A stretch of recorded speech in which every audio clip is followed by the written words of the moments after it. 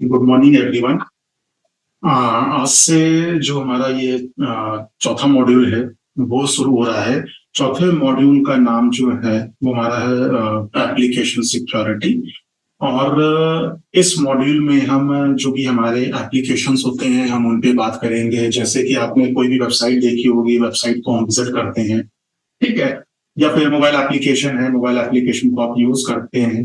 तो इस तरीके के जो एप्लीकेशंस होते हैं इस पे भी हमारे जो अपराधी होते हैं वो अटैक करते हैं। अटैक करने के बाद आपका डेटा है वो आपका डेटा ले जाते हैं, या फिर आपके साथ में कोई किसी भी प्रकार का वो फ्रॉड वेबसाइट के माध्यम से वो करते हैं वो। तो इस मॉड्यूल में बेसिकली जो हम बात करेंगे वो हम वेब एप्लीकेशन के बारे में बात करेंगे, ठीक है। और ये मॉड्यूल दो शिक्षकों द्वारा कंप्लीट किया जाएगा। इसमें से जो पहले के दो लेक्चर्स हैं वो मैं लूंगा, और बाकी के मेरे सहयोगी हैं मिस्टर अंश वैद, बाकी के लेक्चर्स वो लेंगे। तो मैं आपको इसमें इंट्रोडक्शन के बारे में बताऊंगा कि एप्लीकेशन सिक्योरिटी बेसिकली होती क्या है और ये हमारे लिए क्यों जरूरी है। देन उसके बाद जो अंश है वो आपको बताएंगे कि एप्लीकेशन सिक्योरिटी में किस तरीके के अटैक किए जाते हैं और वो आपको उसके डेमो भी दिखाएंगे, ठीक है। तो हम शुरू करते हैं आज हम एप्लीकेशन सिक्योरिटी। नौ हमारे जो लेक्चर है उसमें जो हमारा एजेंडा रहने वाला है, हम जिस चीज पे बात करेंगे वो है एप्लीकेशन सिक्योरिटी का इंट्रोडक्शन, ठीक है। एप्लीकेशन सिक्योरिटी क्या होती है और क्यों ये हमारे लिए जरूरी है। देन इस एप्लीकेशन सिक्योरिटी का गोल्स हमारे लिए क्या हो सकते हैं ना। अब अगर हम सिक्योरिटी एप्लीकेशन सिक्योरिटी की बात करेंगे तो उससे पहले हमें थोड़ी सी बात करनी पड़ेगी सॉफ्टवेयर डेवलपमेंट लाइफ साइकिल के बारे में। सॉफ्टवेयर डेवलपमेंट लाइफ साइकिल का मतलब होता है कि जैसे कि आपने कोई भी वेबसाइट को बनाना शुरू किया या कोई भी एप्लीकेशन को आपने बनाना शुरू किया तो उसमें कुछ स्टेप्स फॉलो होते हैं, ठीक है। उन स्टेप्स को फॉलो करते ही हम क्या नाम है वेबसाइट को कंप्लीटली बनाते हैं या किसी एप्लीकेशन को हम बनाते हैं। आप इसको ऐसे समझ सकते हैं कि मान लीजिए कि अगर आप कोई घर बनाने जाते हैं, ठीक है, तो घर बनाने के कोई हमारे लाइफ साइकिल होती है, हमारी लाइफ साइकिल होती है घर को बनाने के लिए। जैसे कि पहले हम एक प्लान बनाते हैं, ठीक है, कि हमें घर बनवाना है, किस तरीके का बनवाना है और हमारी रिक्वायरमेंट क्या होनी चाहिए। रिक्वायरमेंट का मतलब क्या है, कितने कमरे होंगे उसमें, किचन कहाँ होगी, बाथरूम कहाँ होगा, पार्किंग कैसी होगी, कितनी बड़ी होगी, तो ये प्लानिंग करते हैं। देन उसके बाद हम एक बिल्डर को बुलाते हैं और उसको अपनी डिटेल्स हम शेयर करते हैं, यानी हम अपनी जो रिक्वायरमेंट है उसको शेयर करते हैं। देन उसके बाद आर्किटेक्ट उसकी डिजाइन बनाता है। डिजाइन बनाने के बाद जब हम डिजाइन को अप्रूव कर देते हैं तो घर बनना शुरू होता है। तो ये डेवलपमेंट एक लाइफ साइकिल है, एक लाइफ साइकिल को हम यहाँ पे फॉलो करते हैं। तो सेम इसी तरीके से हम किसी भी जब एप्लीकेशन को या वेब एप्लीकेशन को बनाते हैं तो वहां पे भी हमारे पास कुछ स्टेप्स होते हैं जिनको हमें फॉलो करना पड़ता है। तो उसी को बोलते हैं हम software development life cycle. Security की बात हम तब तक नहीं कर पाएंगे जब तक हम सॉफ्टवेयर डेवलपमेंट लाइफ साइकिल को नहीं समझेंगे। सो इसको इन शॉर्ट में बोलते हैं SDLC, which is a framework that describes the various stages of a software development from conception to delivery and maintenance. The SDLC is a systematic approach to software development that ensures quality and efficiency in the development process. अब अगर हम development life cycle में stages की बात करें तो यहाँ पे आपको स्क्रीन पे कुछ स्टेजेस दिख रही होंगी, ठीक है। तो सबसे पहली जो स्टेज हमारे पास है वो है यहाँ पे प्लानिंग, ठीक है। यानी मैंने आपको जैसा बताया कि हम घर के लिए प्लानिंग करते हैं, तो इन सेम वे में हम इसमें भी प्लानिंग करते हैं।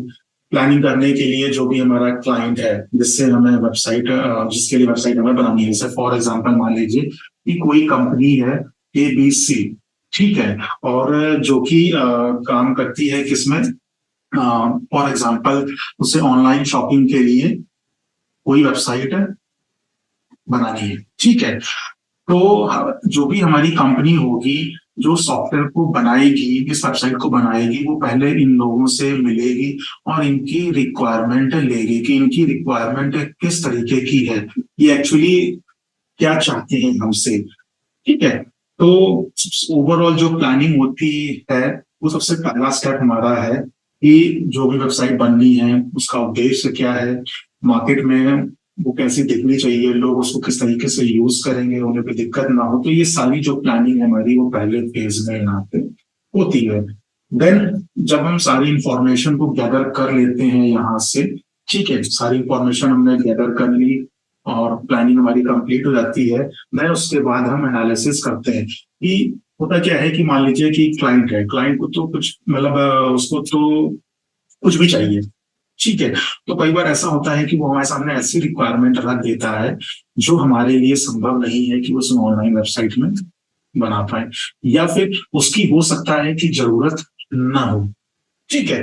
तो एनालिसिस वाले फेज में हम ये डिसाइड करते हैं कि जो भी रिक्वायरमेंट क्लाइंट ने दी है, जो प्लानिंग वहां से हमारे पास आई है, वो कितनी फिजिबल है, कितना समय लगेगा, ठीक है, कितना मैन पावर लगेगा, यानी कितने लोग लगेंगे उसको बनाने के लिए, ठीक है। तो ये सारी जो हमारी एनालिसिस होती है वो हमारी सेकंड फेज में होती है। इस एनालिसिस के बाद हम एक डॉक्यूमेंट बनाते हैं जिसका नाम है SRS, इसको बोलते हैं सॉफ्टवेयर रिक्वायरमेंट स्पेसिफिकेशन, यानी एक्चुअली जो हम बनाने जा रहे हैं वो सारी इंफॉर्मेशन हमारी इस डॉक्यूमेंट में होती है। अब जैसे हमने बताया कि मैंने आपको कि हम घर बनाते हैं तो एक नक्शा बनवाते हैं आर्किटेक्ट से, तो इन सेम वे में जो तीसरा स्टेप हमारे पास यहाँ पे है, यहाँ पे हमारे पास डिजाइन बनती है, यानी ब्लूप्रिंट बनता है कि वो सॉफ्टवेयर जो हमारा है वो किस तरीके का दिखेगा, ठीक है। तो हम एक यहाँ पे ब्लू प्रिंट बनाते हैं। उसके बाद जब ये डिजाइन तैयार हो जाती है तो हम क्लाइंट को दिखाते हैं, और जैसे वहां पे भी हमारा जो मैप बनता है घर का, वो हम बार बार रहते हैं, जो भी ओनर है उसको दिखाते हैं, वो उसको देखता है, समझता है, और अगर उसको लगता है कि हमारे लिए ये ठीक है तब वो उसको अप्रूव करता है। तो इन सेम वे में हम डिजाइन बनाने के बाद जो डिजाइन है वो हम जो भी कंपनी है उसको दिखाते हैं जो सॉफ्टवेयर बना रही है। तो जब वो उसको अप्रूव कर देते हैं तब हमारा इसका स्टेप आता है इम्प्लीमेंटेशन, ठीक है। आफ्टर द अप्रूवल फिर हमारा स्टेप आता है इम्प्लीमेंटेशन, यहाँ पे एक्चुअली हमारी कोडिंग की जाती है, ठीक है। जो भी प्रोग्रामिंग लैंग्वेज यूज करी जा रही होगी उस सॉफ्टवेयर को बनाने में, वो प्रोग्रामिंग लैंग्वेज को यूज करते हुए उसका इम्प्लीमेंटेशन किया जाता है। फिर जैसे इम्प्लीमेंटेशन हमारा कंप्लीट हो जाता है, देन उसके बाद नेक्स्ट पार्ट हमारे पास आता है टेस्टिंग एंड इंटीग्रेशन, ठीक है। यानी अब उस एप्लीकेशन की टेस्टिंग करी जाती है, अगर डिफरेंट डिफरेंट मॉडल्स में बनाए तो उसको मिला के एक सिंगल एंटिटी बनाई जाती है। टेस्टिंग में कई तरीके की टेस्टिंग्स होती हैं, तो अभी हमारा कंसर्न वो नहीं है कि हम SDLC को उठाकर पड़े। मैं आपको केवल इतना बताना चाहता हूँ कि अगर हम वेब एप्लीकेशन की सिक्योरिटी की अगर हम बात कर रहे हैं तो हमें सॉफ्टवेयर कैसे बनता है उसके बारे में थोड़ा सा आइडिया होना चाहिए, ठीक है। तो टेस्टिंग होती है, टेस्टिंग होने के बाद हम ये चेक करते हैं कि जो हमारी कंपनी की रिक्वायरमेंट थी वो पूरी हो रही है कि नहीं हो रही है। ऐसा तो नहीं है कि कोई भी चीज उसमें हम मिस कर रहे हैं। देन उसके बाद हम इसको करते क्या है, अब हम फाइनली इसको डिप्लॉय करते हैं।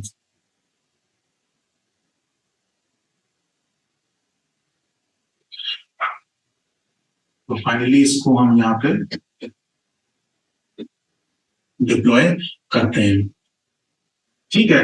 अब डिप्लॉय करने के बाद ऐसा नहीं कि आपने क्लाइंट को क्या नाम है वेबसाइट दे दी और उसको अब छोड़ दिया आपने, ठीक है। आप कंटिन्यूअसली उसको मेंटेनेंस भी प्रोवाइड करते हैं, यानी कोई दिक्कत आती है, कोई बग आता है, कोई वनरेबिलिटी आती है, तो आप उसको मेंटेन भी करते हैं, उनको सपोर्ट प्रोवाइड करते हैं, ठीक है। तो ये एक हमारी सॉफ्टवेयर डेवलपमेंट लाइफ साइकिल होती है। इसी तरीके से हमारा जो सॉफ्टवेयर है वो बनाया जाता है। तो बेसिकली अगर हम SDLC में बात करें तो हमारे इनपुट्स क्या होते हैं, सबसे पहला हमारा इनपुट हो गया रिक्वायरमेंट्स, देन बिजनेस प्रोसेस हो गया, देन बिजनेस रूल्स हो गए, देन सॉफ्टवेयर की डिजाइन हो गई और स्पेसिफिकेशन हो गया।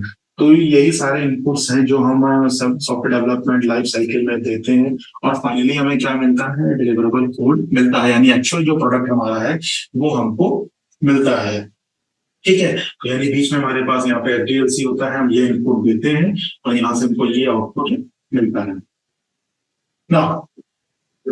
एप्लीकेशन सिक्योरिटी, तो अब हमने जैसे ये एप्लीकेशन बनाया तो जरूरी नहीं है कि एप्लीकेशन सारा सुरक्षित हो, ठीक है। जैसे आप घर बनवाते हैं तो जरूरी नहीं कि आपका पूर्णतः घर जो आपका है वो सुरक्षित हो, तो उसके लिए आप क्या करते हैं, CCTV कैमरे लगवाते हैं, गार्ड बैठाते हैं, ठीक है, दरवाजों में ताले लगवाते हैं, मेन डोर में आप लॉक लगवाते हैं। तो ये काफी चीजें हैं जो आप क्या नाम है घर को सुरक्षित रखने के लिए करते हैं। तो इन सेम वे में जरूरी नहीं है कि जो आपने सॉफ्टवेयर बनवाया है वो 100% सुरक्षित हो। उसको सुरक्षित करने के लिए हमारी कई तरीके की टेस्टिंग करी जाती है, जिससे ये पता लगता है कि हमारा एप्लीकेशन सुरक्षित है कि नहीं है। So all tasks that introduce a secure software development life cycle to develop teams are included in application security, shortly known as AppSec.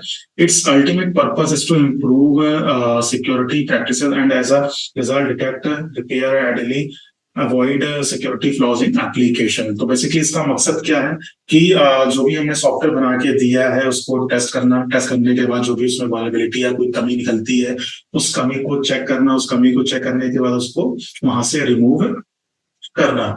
So it covers the entire application life cycle including requirement analysis, design, implementation, testing and maintenance। तो application security basically जो है वो सारे phases में काम करती है। तो पीछे हमने जितने भी phases पढ़े हैं हमने इन सारे phases में हमारी जो application security है वो काम करती है वो, ठीक है। तो अब अगर हम एक secure software development life cycle की अगर हम बात करें तो जैसा कि मैंने आपको बताया था कि बेसिकली हमारे पास जो सॉफ्टवेयर डेवलपमेंट लाइफ साइकिल होती है उसमें कौन कौन से फेजेस होते हैं।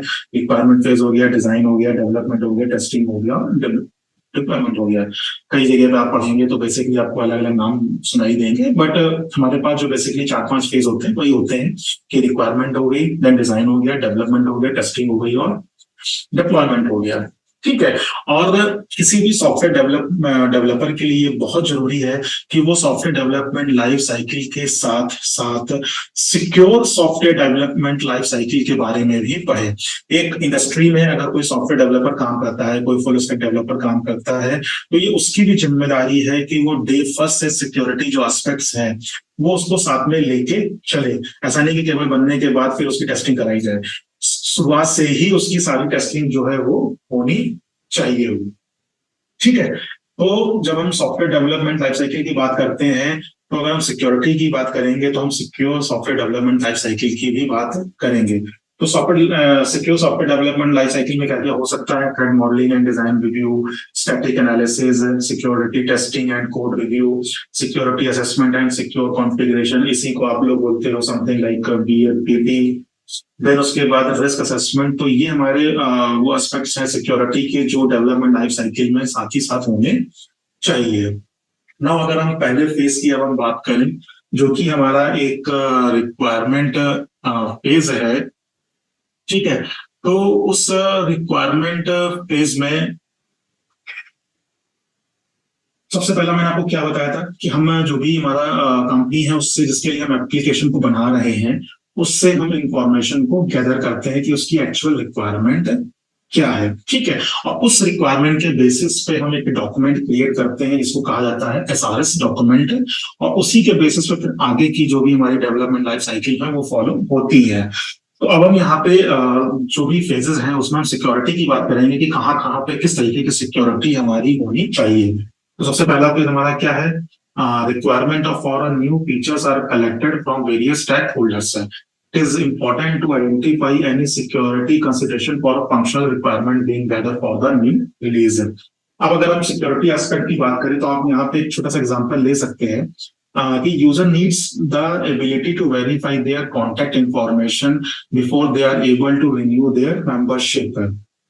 ओके, तो हमारी जो यहाँ पे फंक्शनल रिक्वायरमेंट होती है रिक्वायरमेंट फेज में वो क्या होती है कि जो भी हम बनवाना चाहते हैं, ठीक है, तो जब आपने वो रिक्वायरमेंट आपने डेवलपमेंट जो कंपनी है उसको प्रोवाइड करी, ठीक है, उसके बाद वो आपसे क्या नाम है वेरीफाई कराते हैं कि देखिए आपकी ये रिक्वायरमेंट है और हम इस तरीके से आपके सॉफ्टवेयर को डिजाइन करेंगे या उसको हम इम्प्लीमेंट करेंगे हम, ठीक है। वो उसको अप्रूव करता है तब उसके बाद आगे डेवलपमेंट हमारा स्टार्ट होता है। तो अगर हम सिक्योरिटी कंसिडरेशन यहाँ पे देखिएगा, user should be able to see only their own contact information and no one else.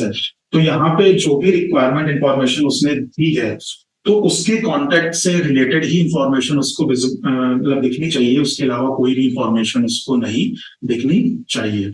तो बेसिकली रिक्वायरमेंट एनालिसिस में जो सिक्योरिटी का कंसर्न वो ये है कि जो भी उसका कॉन्टैक्ट है उसके कॉन्टैक्ट से रिलेटेड इंफॉर्मेशन है वही उसको देखनी चाहिए, उसके अलावा कोई इंफॉर्मेशन उसको नहीं दिखनी चाहिए।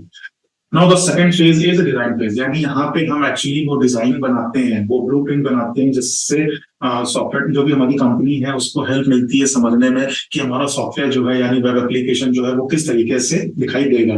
तो अगर यहाँ पे फंक्शनल डिजाइन की बात करी जाए page should be retrieve by users में भी छोटा सा एग्जांपल दिया गया है कि डिजाइन पेज में एक्चुअली क्या होता है और सिक्योरिटी का एस्पेक्ट उसमें क्या है, मतलब कहाँ पे सिक्योरिटी की जरूरी है। तो आप इसको ऐसे अज्यूम कर सकते हैं कि जो पेज है हमारा, फॉर एग्जांपल वो यूजर्स की डिटेल को दिखा रहा है, like name, email, phone, address from the customer information table in the database and displayed on the screen. यानी एक डेटाबेस में, ठीक है, कस्टमर टेबल है, ठीक है, कस्टमर इंफॉर्मेशन टेबल है, और फ्रंट एंड से यानी जो हमारे ब्राउजर पे हमको दिख रहा है, हम वहां से इसको रिट्रीव करते हैं इंफॉर्मेशन को, ठीक है। तो जैसे हमने क्या नाम है इस इंफॉर्मेशन को यहां से हमने रिट्रीव किया, तो हमें जो भी कस्टमर की इंफॉर्मेशन है वो अपनी स्क्रीन पे ब्राउजर की हेल्प से हमें दिख जाती है, ठीक है। अब सिक्योरिटी कंसर्न क्या है यहाँ पे, we must verify that user has a valid session token before retrieving information from the database. In absent the user should be redirected to the login page. Session token इसलिए बनाया जाता है कि जैसे मान लीजिए आपने कोई बैंक की वेबसाइट विजिट करी होगी, ठीक है, आप जो बैंक की वेबसाइट है उसमें सबसे पहले करते हैं क्या है कि आप लॉगिन करते हैं, लॉगिन करने के बाद अब जो भी पहले आपको काम करना है वो काम करते हैं, लेकिन अगर बहुत देर तक अगर आप उसको आइडियल छोड़ देते हैं या कोई एक्टिविटी नहीं करते हैं तो वो अपने आप लॉग आउट हो जाता है पेज और आपको लॉगिन पेज पे रिडायरेक्ट कर देता है। तो ये सिक्योरिटी कंसर्न वहां पे होता है कि बहुत देर तक आपका वेबसाइट जो है वो आइडियल ना पड़ा रहा है, वरना आप छोड़ के जाएंगे कोई और बैठेगा वो उसको यूज कर लेगा, इसलिए वहां पे टाइम दिया जाता है। सेम वे में अगर आप लोग आईआरसीटीसी से टिकट बुक करते होंगे और काफी देर तक आईआरसीटीसी के अकाउंट को आप छोड़ दें, उसको कुछ भी एक्टिविटी ना करें, तो वो अपने आप लॉग आउट हो जाता है। तो ये सिक्योरिटी कंसर्न है, ठीक है। तो इसी तरीके से हर एक एक्टिविटी यानी जो फंक्शंस को हम वहां पे इंप्लीमेंट करते हैं उसी के साथ में सिक्योरिटी कंसर्न भी जुड़े होने चाहिए कि कैसे सिक्योरिटी वहां पे प्रोवाइड की जाए। Now next is development. तो डेवलपमेंट में सिक्योरिटी कंसर्न बहुत ज्यादा जरूरी होते हैं कि जब आप कोडिंग करने चले तो कोडिंग हमारी सिक्योर होनी चाहिए, कोई भी फ्लॉज वहां पे नहीं होने चाहिए, कोई भी कमियां वहां पे नहीं छूटनी चाहिए, ठीक है। तो अगर हम सिक्योरिटी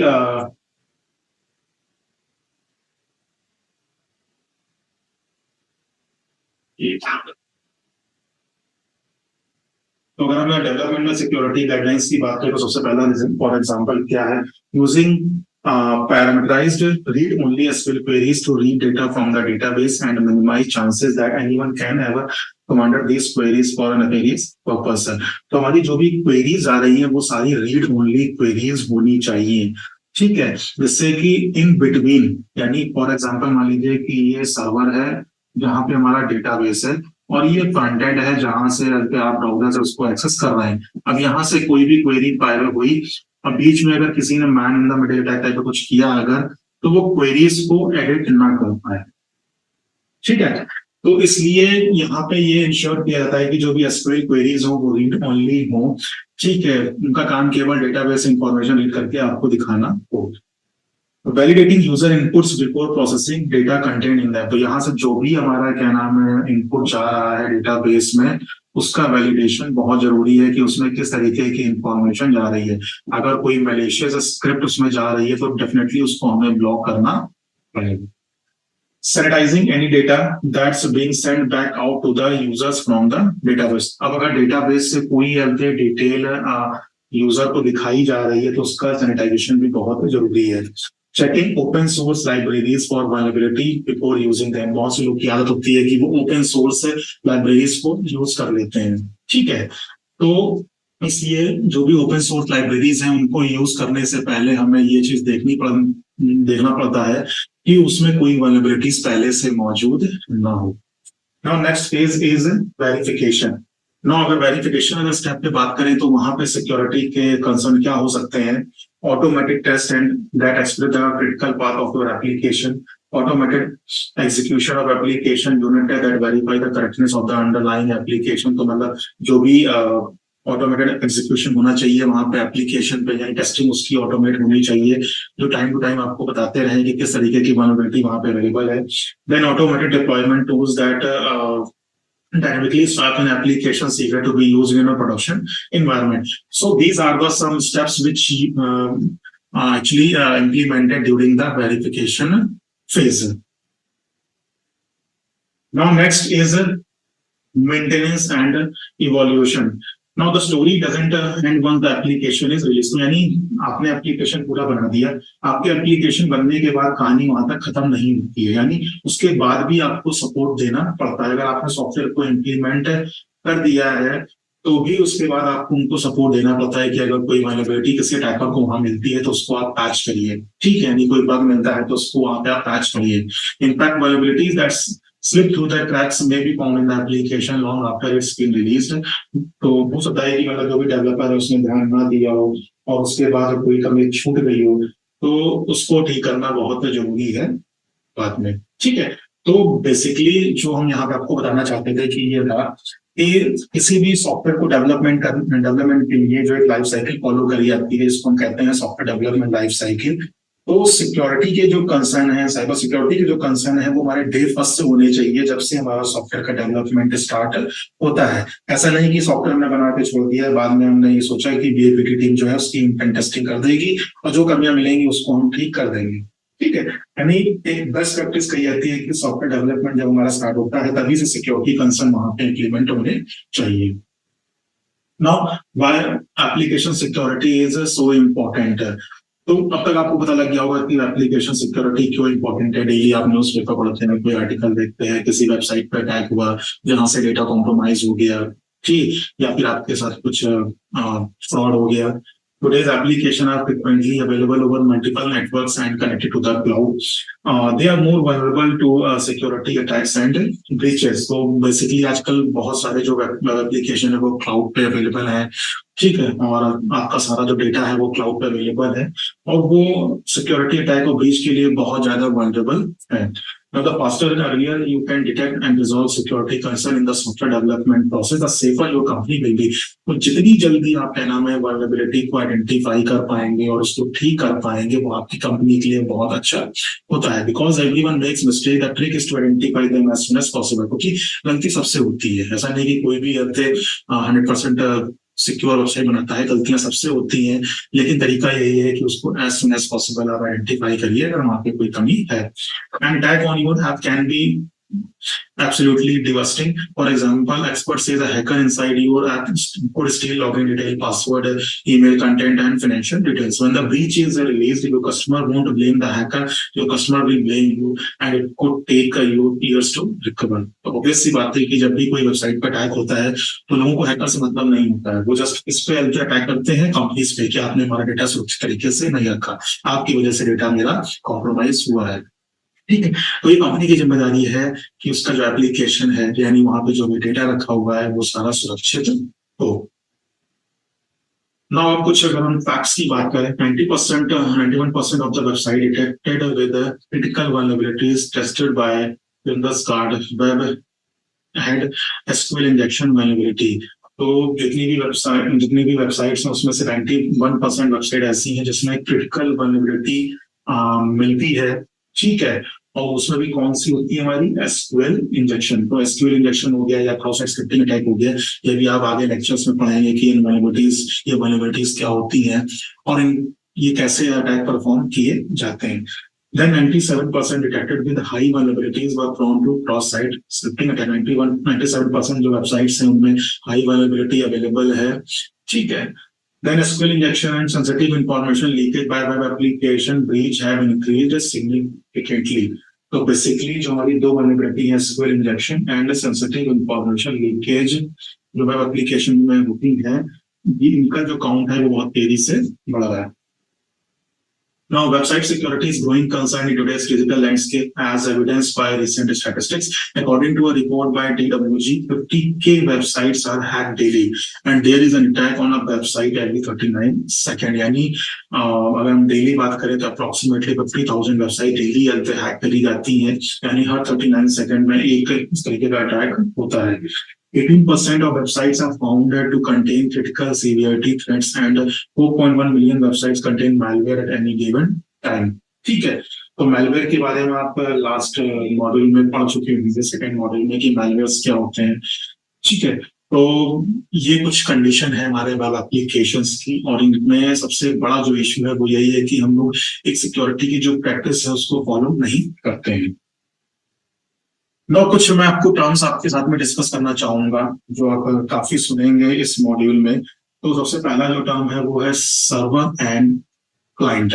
अगर हम इजी भाषा में अगर हम बात करें, ठीक है, सर्वर वो मशीन है जो आपको सर्विस प्रोवाइड करती है, और क्लाइंट क्लाइंट वो मशीन है जो इन सर्विसेज को रिक्वेस्ट करता है। तो अगर आप यहाँ पे देखेंगे, ये मशीन हमारी कौन सी है, सर्वर है। तो यहाँ पे कोई सर्विस मान लीजिए पोस्ट करी गई है, ठीक है। उसके बाद ये सारे हमारे क्लाइंट्स, यानी आपका जो भी लैपटॉप हो गया, आपका मोबाइल हो गया, टैबलेट हो गया, डेस्कटॉप हो गया, जो नेटवर्क से कनेक्टेड है। तो फॉर एग्जांपल मान लीजिए यहाँ पे थ्रेड गार्डियंस की वेबसाइट पोस्ट करी गई है, ठीक है।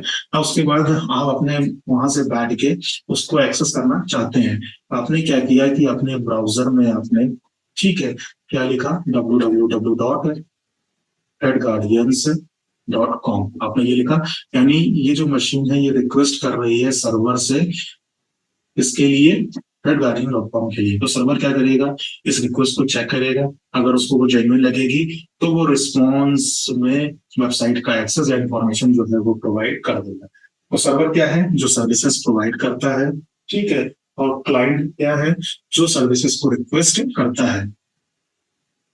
ना अगर हम क्लाइंट सर्वर आर्किटेक्चर की अगर हम बात करें, तो क्लाइंट सर्वर आर्किटेक्चर में हमारे पास क्लाइंट कुछ भी हो सकते हैं, हमारे desktop computer, laptop, tablet, printer, mobile phone, ये कुछ भी हो सकते हैं ये, ठीक है। और जो सर्वर्स हमारे हैं वो कई तरीके के हो सकते हैं। जनरल पर्पस सर्वर हो गया, डेटाबेस सर्वर्स हो गए, जनरल पर्पस सर्वर्स हो गए, ठीक है। तो क्लाइंट क्या करेगा, रिक्वेस्ट करेगा इससे, सर्वर से। सर्वर क्या करेगा, रिक्वेस्ट को चेक करेगा, अगर वो वैलिड है तो वो रिस्पॉन्स में उसको उस इंफॉर्मेशन का एक्सेस प्रोवाइड कर देगा। तो बेसिकली इस तरीके से हमारा क्लाइंट सर्वर आर्किटेक्चर काम करता है। अगर हम सर्वर के और थोड़ा सा देखें तो refers to both machine and software. तो सर्वर हमारे मशीन और सॉफ्टवेयर दोनों तरीके के हो सकते हैं। And provides information to clients. तो ये जो हमारे सर्वर्स हैं ये इंफॉर्मेशन किसको प्रोवाइड करते हैं, क्लाइंट को प्रोवाइड करते हैं। Web server provide data over HTTP, ठीक है। आपने हाइपर टेक्स्ट ट्रांसफर प्रोटोकॉल के बारे में सुना होगा, एचटीटीपी प्रोटोकॉल। तो जो भी हमारे वेब सर्वर होते हैं वो इसी के माध्यम से हमें इंफॉर्मेशन प्रोवाइड करते हैं। तो एचटीटीपी जो हमारा है वो एक प्रोटोकॉल होता है, ठीक है। और इसी प्रोटोकॉल के माध्यम से हमें जो भी इंफॉर्मेशन है इंटरनेट पे, वो वेब सर्वर से इंफॉर्मेशन जो है वो हमें मिल पाती है, ठीक है। यानी browser and other tools speak HTTP with server. तो जो भी सर्वर से बातचीत होती है वो एचटीटीपी के माध्यम से होती है। तो जब भी कोई आप वेबसाइट विजिट करते होंगे, जैसे फॉर एग्जांपल अगर मैं यहाँ पे कोई वेबसाइट ओपन करूँ, अगर मैं,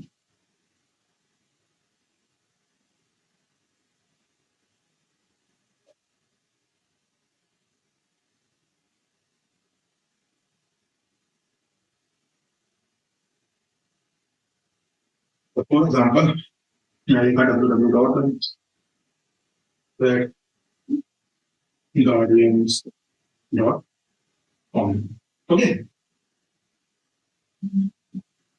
अब अगर आप यहाँ पे स्टार्टिंग में देखेंगे, इसको मैं ऐसे कॉपी कर लेता हूँ मैं, और मैं यहाँ पे नोट पैड खोलता हूँ मैं,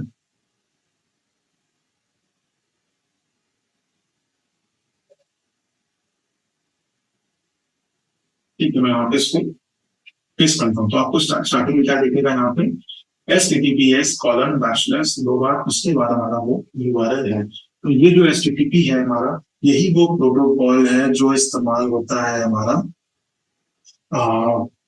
जो भी हमारा सर्वर है उससे बात करने में या कम्युनिकेशन करने में। अब एचटीटीपी प्रोटोकॉल जो होते हैं हमारे, ये दो तरीके के होते हैं, एचटीटीपी और एचटीटीपीएस।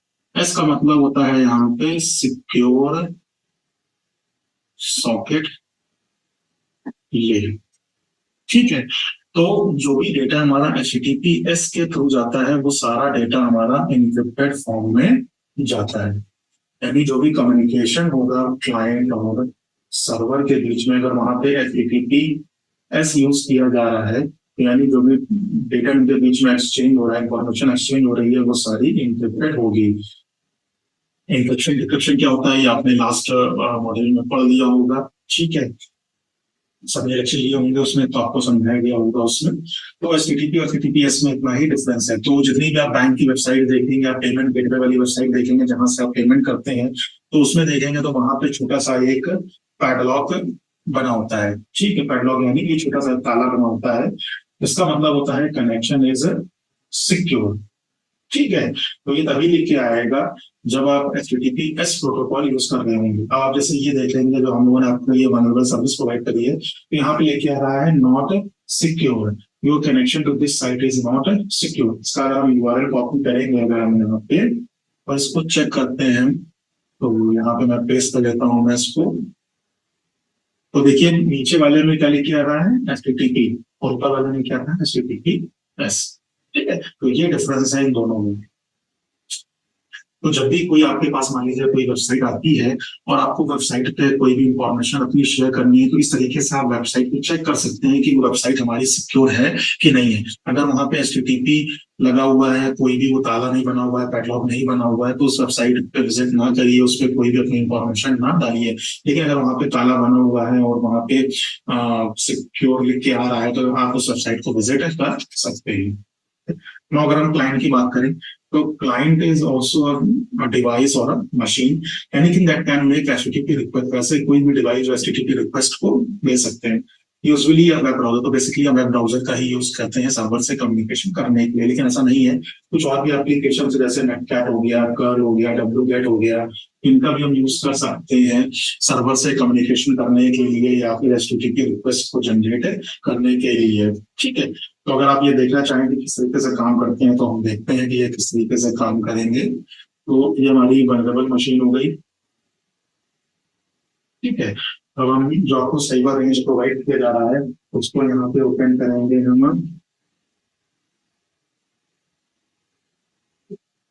अच्छा, मोस्ट इंपॉर्टेंट थिंग जो लोगों को कंफ्यूजन हो रहा है, जो ये वाली वल्नरेबल मशीन है, ठीक है, ये वल्नरेबल मशीन आपके पूरे कोर्स में ये लाइव रहेगी। ठीक है, कभी भी आप इसको एक्सेस करके अपनी मशीन से यूज कर सकते हैं। लेकिन जो ये वाली मशीन है जिसके माध्यम से आपको इस मशीन पे अटैक करना है, इसका केवल लिमिटेड टाइम है। ये आपको हर समय नहीं मिलेगी। जो टाइम टेबल में हमने शेड्यूल दिया है उस टाइम पे ही इसको आप एक्सेस कर पाएंगे। ठीक है, ओके, तो ये हमारी मशीन हो गई। तो टर्मिनल हम कहाँ से ओपन करेंगे? सबसे कॉर्नर में नीचे आएंगे, यहाँ पे सिस्टम टूल्स में जाएंगे, एलेक्स टर्मिनल में क्लिक करेंगे। यहाँ पे हम चेक करते हैं कि पहले नेट हमारा चल रहा है कि नहीं चल रहा। Ten W dot Google dot com हमारा नेट यहाँ पे चल रहा है।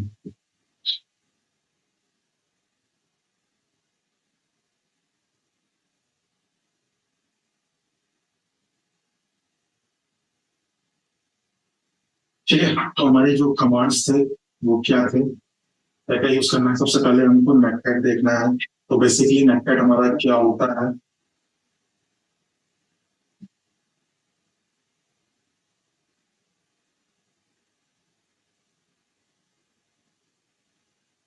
तो नेटपैड एक कंप्यूटर नेटवर्किंग यूटिलिटी है और reading and writing to network connection using TCP और यूडीपी। तो जिस तरीके से मेरे ब्राउजर काम करते हैं, जैसा मैंने आपको बताया कि आप कम्युनिकेशन करने के लिए सर्वर से नेटपैड कमांड का भी यूज कर सकते हैं। तो हम पहले अपनी मशीन में चेक कर लेते हैं कि उसमें नेटपैड इंस्टॉल है कि नहीं है। तो सबसे पहले हम ये चेक करते हैं नेटपैड इसमें इंस्टॉल है। अगर आप किसी भी टूल के बारे में पढ़ना है कि वो टूल कैसे काम करता है, तो एक कमांड आता है इसमें मैन। ठीक है, यानी मैनुअल। तो वो आप लिख के कमांड का नाम ले सकते हैं। ओके, इसमें इंस्टॉल नहीं है मैन, तो हम मैन को यहाँ पे इंस्टॉल कर सकते हैं हम।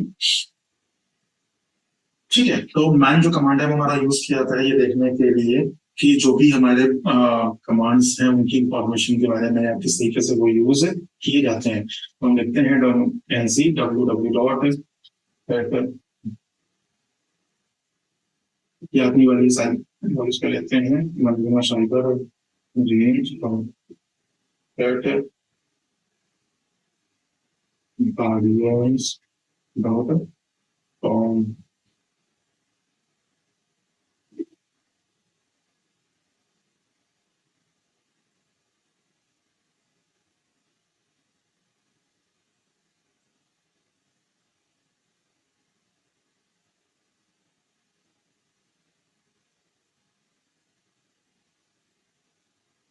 बस अब वेट लगेगा वो, और इंफॉर्मेशन हमारी वहां से निकल के आ जाएगी।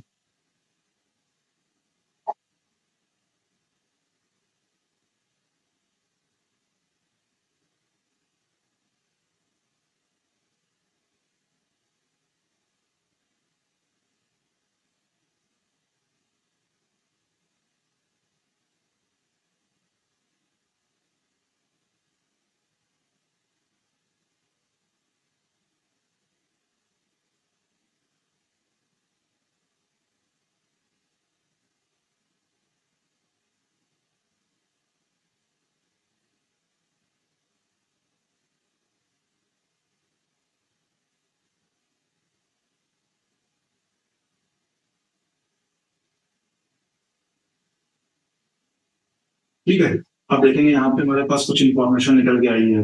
वो जो एचटीएमएल पेज था, वो सारी इंफॉर्मेशन यहाँ पे, जो चीज हम ब्राउजर पे जो हम टाइप कर रहे हैं, cyber.gaardian.com, ठीक है, तो जो इंफॉर्मेशन हमको दिख रही है वही इंफॉर्मेशन हमारा नेटकैट कमांड के थ्रू हमको यहाँ पे मिल रही है। ठीक है, उससे पहले मनरेबल मशीन हो गई, देन उसके बाद जो भी ब्लॉग्स हैं, जो भी इसमें इमेजेस लगी हुई है, वो सारी इंफॉर्मेशन यहाँ पे हम इसके थ्रू भी देख सकते हैं। ठीक है, देन नेक्स्ट कमांड जो हमारा था, ये क्या था, कर ले। ठीक है,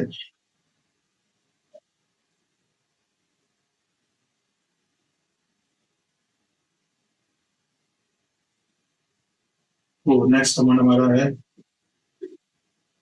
कर ले। उसके बाद जो हम ऑप्शन यूज करेंगे हाइफन वी, और देन उसके बाद cyber range dot dot com, enter किया। ठीक है, तो यहाँ से भी हमको वही इंफॉर्मेशन दिखी। ऊपर साथ में हमारे पास कुछ हेडर इंफॉर्मेशन है। ठीक है, हेडर इंफॉर्मेशन में क्या है हमारे पास, कि कनेक्शन हमारा सेटअप हो गया है किसके साथ में, cyber.gaardian.com के साथ में। ठीक है, और किस आईपी पे सर्विस होस्ट है, तो आईपी डिटेल हो गई, किस पोर्ट नंबर से कनेक्शन हुआ है, आईपी नंबर पोर्ट से हुआ है, किस तरीके से रिक्वेस्ट गई है, गेट रिक्वेस्ट गई हुई है। ठीक है, और उसके बाद जो रिस्पॉन्स आया, वो रिस्पॉन्स इंफॉर्मेशन हमको यहाँ पे दिख गई। यानी जो डेट आज हमारी है, मंडे 19 जून की डेट हो गई, टाइम हो गया।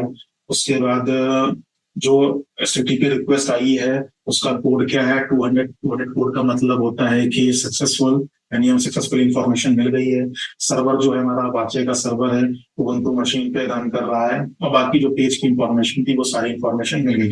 यानी जो चीज हमने ब्राउजर पे टाइप करके इंफॉर्मेशन देखी थी, वही इंफॉर्मेशन हमको यहाँ पे इसके थ्रू भी मिल गई। तो इस तरीके से आप कमांड को यूज करके भी चेक कर सकते हैं। नेक्स्ट कमांड था हमारा डब्ल्यू गेट है, इनको मैं क्लियर कर देता हूँ। मैं डब्ल्यू गेट साइबर रेंज, तो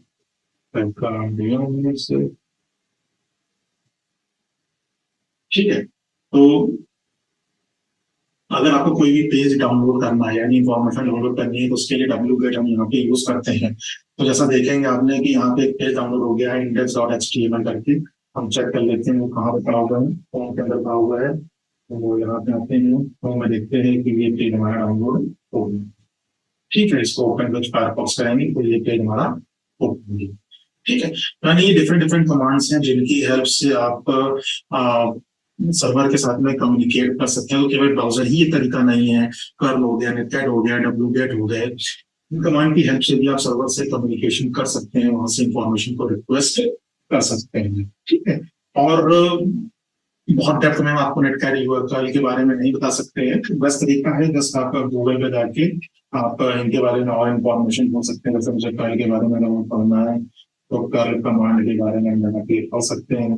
ठीक है, तो आपको बहुत सारी इंफॉर्मेशन यहाँ पे कर्ल के बारे में मिल जाएगी कि किस तरीके से आप कर्ल कमांड का यूज कर सकते हैं। ठीक है, ओके, तो आगे बढ़ते हैं हम। Next is HTTP and HTTPS. तो जैसा मैंने आपको बताया कि इंटरनेट पे जो भी हमारा क्लाइंट सर्वर आर्किटेक्चर है उसमें सर्वर से कम्युनिकेशन करने के लिए एचटीटीपी प्रोटोकॉल यूज किया जाता है। ठीक है, तो HTTP is the foundation of the world wide web and is used to load web pages using hypertext link. The protocol that defines how web traffic is structured. ठीक है, तो ये कब से यूज किया जा रहा है? 1990 से यूज किया जा रहा है। HTTP and HTTPS use the same structure but HTTPS is infinite. तो मैंने आपको पहले बताया था कि एचटीटीपी और एचटीटीपीएस में ये डिफरेंस है कि एस वाले में जो भी ट्रैफिक जाएगा वो सारा इनफिनिट जाएगा, जिससे कि कोई भी उसको बीच में पड़ ना पाए।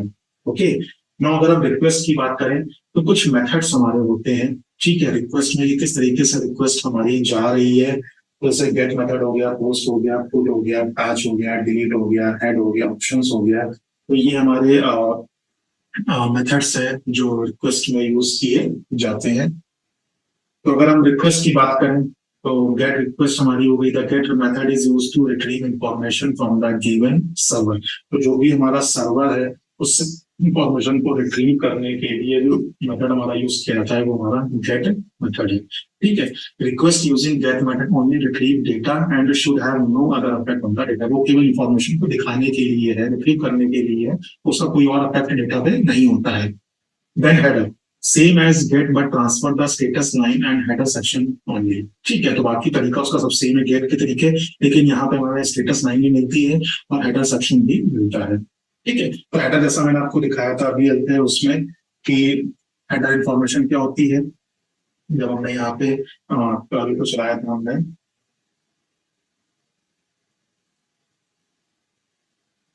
ठीक है, तो ऊपर जो ये इंफॉर्मेशन लिख के आ रही थी ये सारी हेडर इंफॉर्मेशन थी। इसी को बोलते हैं हम header information. And post request is used to send data to the server. अगर आपको कोई भी डेटा सर्वर पे भेजना है तो उसके लिए पोस्ट मेथड यूज किया जाता है। Then put replace all current representation of the target resource with the loaded content. Then delete remove all current representation of the target resource given by URL. तो जो भी करंट रिप्रेजेंटेशन होते हैं हमारे target पे उनको डिलीट करने के लिए हम डिलीट यूज करते हैं। देन कनेक्ट हमारा जो है establish a tunnel to the server identify a given URL. तो जो भी हमारा कनेक्ट मेथड है वो हमारा एक टनल को एस्टैब्लिश करने के लिए सर्वर के साथ में कनेक्शन को सेटअप करने के लिए यूज किया जाता है। Then option describe the communication option for the target resource. तो ये हमारे कुछ मेथड्स हैं जो हमारे यूज किए जाते हैं हमारी एचटीटीपी रिक्वेस्ट में। तो जैसा आपको बताया था कि रिक्वेस्ट का जो हेडर है वो कुछ इस तरीके से हमें दिखाई देता है। इसको आप ब्राउजर पे भी आप चेक कर सकते हैं। मान लीजिए वेबसाइट खुली हुई है, राइट क्लिक करिए यहाँ पे, ठीक है, इसमें आइए आप इंस्पेक्ट में, ठीक है, उसके बाद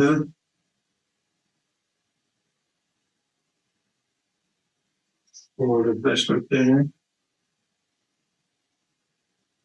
ठीक है, ये रिक्वेस्ट आई, इसको चेक किया, क्लिक किया और हेडर में गए, तो ये हमारे पास हेडर इंफॉर्मेशन आ। ठीक है, तो हमने कौन सा यूआरएल रिक्वेस्ट किया है, http cyberrange.guardian.com। उसके बाद रिक्वेस्ट का मेथड कैसा है, गेट मेथड है। तो गेट मेथड के बारे में मैंने आपको बताया अभी। ठीक है, देन स्टेटस कोड क्या है, सक्सेस है। रिमोट एड्रेस क्या है, वो ये है। देन रेफर पॉलिसी क्या है। अगर आप रिस्पॉन्स हेडर को देखेंगे तो रिस्पॉन्स हेडर हमें यहाँ पे दिखाई देगा। तो ये भी मैंने आपको भी पे दिखाया था इस मशीन के अंदर कि रिस्पॉन्स हेडर हमारा कुछ इस तरीके का होता है। ठीक है, तो बेसिकली ये जो हमारा हेडर पार्ट है इससे हमें हेल्प मिलती है काफी इंफॉर्मेशन निकालने में कि किस मेथड का यूज हो रहा है, स्कीम क्या है, एचटीटीपी है या एचटीटीपीएस है। ठीक है, उसके बाद ब्राउजर कौन सा है, जिस ब्राउजर से रिक्वेस्ट भेजी गई, तो काफी इंफॉर्मेशन मिलती है। तो दोनों तरीके से इसमें हैकर को भी काफी इंफॉर्मेशन मिलती है समझने में, और जो भी हमारे ब्लू टीम होते हैं उनको भी हेल्प मिलती है समझने में। देन अगर हम रिस्पॉन्स की बात करें तो रिस्पॉन्स कोड भी होते हैं, जैसे मैंने आपको यहाँ पे भी दिखाया था कि कुछ रिस्पॉन्स कोड होता है। यहाँ पे आपने देखा था HTTP 1.1 200 ओके, तो 200 जो कोड था वो किसके लिए था, सक्सेस के लिए था, यानी जो भी आपकी रिक्वेस्ट थी वो सक्सेसफुली हमारी प्रोसेस हो गई थी। उसी तरीके से आप जब यहाँ पे देखेंगे तो यहाँ पे भी आपको स्टेटस कोड मिलेंगे 200 ओके, यानी आपकी जो भी रिक्वेस्ट थी वो सक्सेसफुली प्रोसेस हो गई है। देन 300 का मतलब होता है कि जो आपकी रिक्वेस्ट है वो डायरेक्ट करी जा रही है। 400 का मतलब होता है फेल्ड एक्सेस, यानी आपका जो एक्सेस है सर्वर से वो फेल हो गया है। देन 500 का मतलब होता है कि कोई एरर आ रही है उसको एक्सेस करने में। तो जब भी आप कोई वेबसाइट विजिट करते हैं तो इस तरीके के आपको कई बार कोड दिखते होंगे वहां पे, ठीक है। 400 दिखता होगा, 500 दिखता होगा, तो इनका मतलब यही होता है कि 400 का मतलब होता है कि फील्ड एक्सेस, उसको जो एक्सेस था वो फेल्ड हो गया है। 500 का मतलब होता है कि कोई ना कोई वहां पे एरर आ रही है। ओके। जो भी रिस्पॉन्सेज होते हैं इनकी बॉडी भी होती है, लाइक एचटीएमएल हो गया, जेसन हो गया, एक्सेट्रा। तो इस तरीके से उनकी बॉडी भी होती है।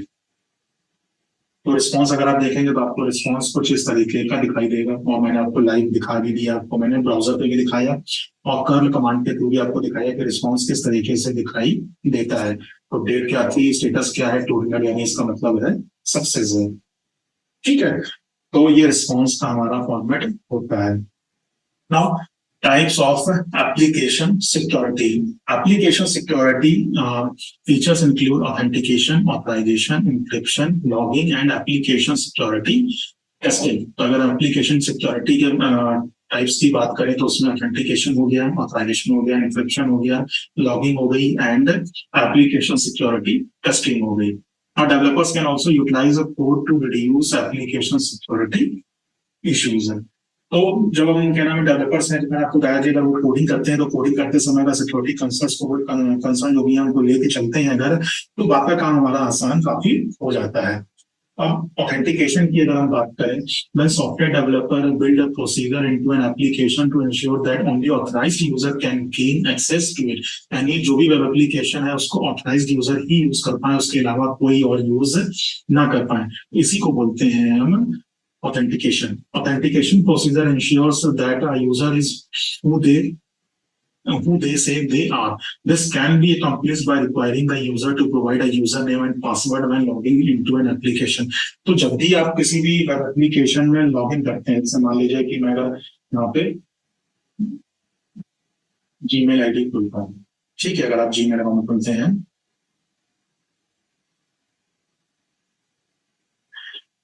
इसको लॉग आउट कर लेते हैं एक बार.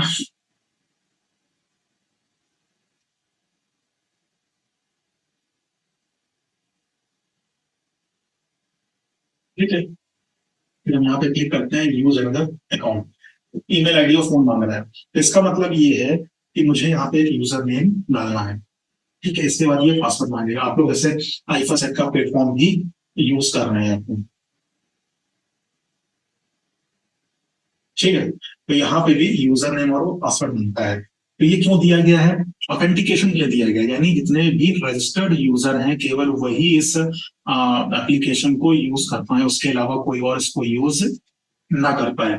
यानी जितने भी ऑथराइज्ड यूजर्स हैं वही केवल इसको यूज कर पाए और बाकी के लोग इसको यूज ना कर पाए. तो इसी को बोलते हैं ऑथेंटिकेशन.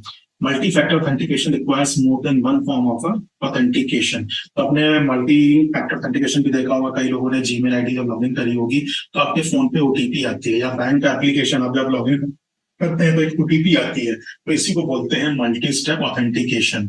ठीक है, तो ऑथेंटिकेशन बहुत जरूरी है, जिससे कि ऑथराइज्ड यूजर ही केवल हमारे एप्लीकेशन को या सॉफ्टवेयर को यूज कर पाए. After a user has been authenticated, the user may be authorized to access and use the application. The system can validate that a user has a permission to access the application by comparing the user's identity with a list of authorized users. तो यहाँ पे क्या है, इसका मतलब क्या है, जैसे मान लीजिए ये आपका माइक्रोसॉफ्ट का प्लेटफॉर्म है. ठीक है, अब इसका एक सर्वर होगा जहां पे ये रखा गया होगा, तो वहां पे डेटाबेस में लिस्ट ऑफ यूजर्स होंगे. ठीक है, जैसे आप लोग यूजर्स हैं, फॉर एग्जांपल एक यूजर है जिसका नाम है संजय. ठीक है, तो आप लोग लॉगिन कैसे करते हैं, एक मान लीजिए मेरी जीमेल आईडी है, ठीक है, xyz@gmail.com, और एक मेरा पासवर्ड है. इसकी हेल्प से मैं लॉगिन करता हूँ, तो ये डेटाबेस में एंट्री होगी. अब मान लीजिए मैंने अपने मोबाइल पे खोला, यहाँ पे दो मुझे फील्ड लिखी थी, एक यूजर नेम, दूसरा पासवर्ड. तो मैंने क्या किया, एक सबसे पहले मैंने यहाँ पे यूजर नेम में अपनी याहू वाली मेल आईडी डाल दी. ठीक है, और यहाँ पे मैंने पासवर्ड लिख दिया. अब ये क्या करेगी, रिक्वेस्ट जाएगी और डेटाबेस में जाके इस इंफॉर्मेशन को चेक करेगी. तो यहाँ पे तो मेरी जीमेल की आईडी है, ये इंफॉर्मेशन मिलेगी नहीं, तो जो हमारा एक्सेस है वो डिनाई हो जाएगा. ठीक है, मैं एक्सेस नहीं कर पाऊंगा। ओके, तो फिर मैंने क्या किया कि यहाँ पे अपनी जीमेल की आईडी डाली। ठीक है, अब ये जीमेल की आईडी जो पासवर्ड है ये कॉम्बिनेशन जाएगा और यहाँ डेटाबेस में चेक होगा, तो देखा उसने कि जीमेल आईडी भी मिल गई और पासवर्ड भी मिल गया, यानी जो मुझे एक्सेस है वो ग्रांट हो जाएगा। तो ऑथेंटिकेशन के लिए मैंने क्या यूज किया, ऑथेंटिकेशन के लिए मैंने यूजर नेम और पासवर्ड यूज किया है।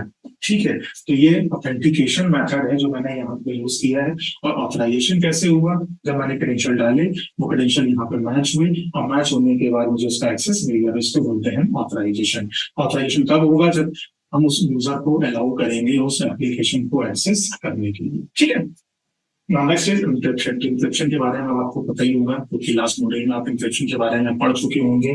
ठीक है, यानी जो भी इंफॉर्मेशन हमारे क्लाइंट से सर्वर के बीच में जा रही है वो इंफॉर्मेशन कैसी है, इंक्रिप्टेड, जिससे कि कोई और उसको ना पढ़ पाए। ठीक है, तो जो भी सेंसिटिव इंफॉर्मेशन है उसको सुरक्षित रखने के लिए हम इंक्रिप्शन टेक्निक यूज करते हैं। Next is logging. If there is a security breach in application, logging can help identify who got access to the data and how. अब आप छोटा सा एग्जांपल लीजिए कि जब टीवी देखते होंगे, मूवी देखते होंगे या कहीं भी जाते होंगे तो रजिस्टर में एंट्री करी जाती है। ठीक है, अब रजिस्टर में एंट्री क्यों करी जाती है, इसलिए करी जाती है कि हमको ये पता लग जाए कि कौन आ रहा है कौन जा रहा है। अब अगर कोई अपराध होता है उस जगह पे तो जिस समय अपराध होता है उसके आसपास की एंट्री चेक करी जाती है कि उस बिल्डिंग में या उस घर में कौन आया और कौन गया। तो रजिस्टर में जो हम एंट्री करते हैं उसी को हम लॉग बोलते हैं। तो सेम वे में कोई भी सर्वर होता है, जब आप उसको एक्सेस करते हैं तो वहां पे लॉग में एंट्री होती है। तो आप जैसा कि यहाँ पे देखेंगे मैंने कुछ सैंपल लॉग डाले हैं। तो जब एप्लीकेशन को हम एक्सेस कर रहे हैं, ठीक है, तो ये लॉग किसके हैं, जहां पे वल्नरेबल मशीन हमने रखी है। कौन सी वल्नरेबल मशीन है, जो ये वाली वल्नरेबल मशीन है हमारी। ठीक है, cyber.garden.com ये भी कहीं ना कहीं किसी क्लाउड सर्विस पे होस्ट करी गई है, तो वहां पे हम लॉग बना रहे हैं कि हमारी वल्नरेबल सर्विस को कौन एक्सेस कर रहा है। ठीक है, तो कुछ इस तरीके के हमारे लॉग्स आते हैं। तो लॉग्स में क्या इंफॉर्मेशन हमारे पास है कि इस आईपी से हमारा जो वेब एप्लीकेशन है वो एक्सेस किया गया है। कब किया गया है, 16 जून को एक्सेस किया गया है इस टाइम पे। ठीक है, मेथड कौन सा है हमारा, एचटीटीपी रिक्वेस्ट गेट मेथड है हमारे पास। उसके बाद कुछ URL। ठीक है, एचटीटीपी प्रोटोकॉल के थ्रू किया गया है। ये हमारा क्या हो गया, ये हमारा स्टेटस कोड हो गया 200। उसके बाद किस मशीन को एक्सेस किया गया है, ये वाली मशीन को एक्सेस किया गया है। ठीक है, उसके बाद किस ब्राउजर के थ्रू किया गया है, मोजिला ब्राउजर के थ्रू यहाँ पे एक्सेस किया गया है। तो इस तरीके से हमारे जो लॉग होते हैं वो एक्टिविटी रिकॉर्ड करी जाती है। और उन लॉग एक्टिविटी से हमको जब मान लिया कि अब 16 जून को कोई अपराध हुआ, उस एप्लीकेशन के थ्रू कोई अपराध हुआ, तो ये लॉग हमें हेल्प करेंगे ये समझने में कि किस तरीके की एक्टिविटी वहां पे हुई है और किस आईपी से हमारी मशीन पे अटैक हुआ है। ठीक है, उसके बाद नीचे देखेंगे आप तो ये वो आईपी है जहां पे हमारा क्या नाम है, जिस आईपी के थ्रू क्या नाम है हमने सर्वर को एक्सेस किया है। Next is application security testing. ठीक है, unnecessary process to ensure that all of these security controls works properly. ठीक है, यानी जब आपका एप्लीकेशन बन के तैयार हो गया तो आप ये पीटी करवाते हैं, पेन टेस्टिंग करवाते हैं एप्लीकेशन की, जिससे पता लगता है कि आपका जो भी आता है एप्लीकेशन है वो सिक्योरिटी पॉइंट ऑफ व्यू से ढंग से काम कर रहा है कि नहीं कर रहा है।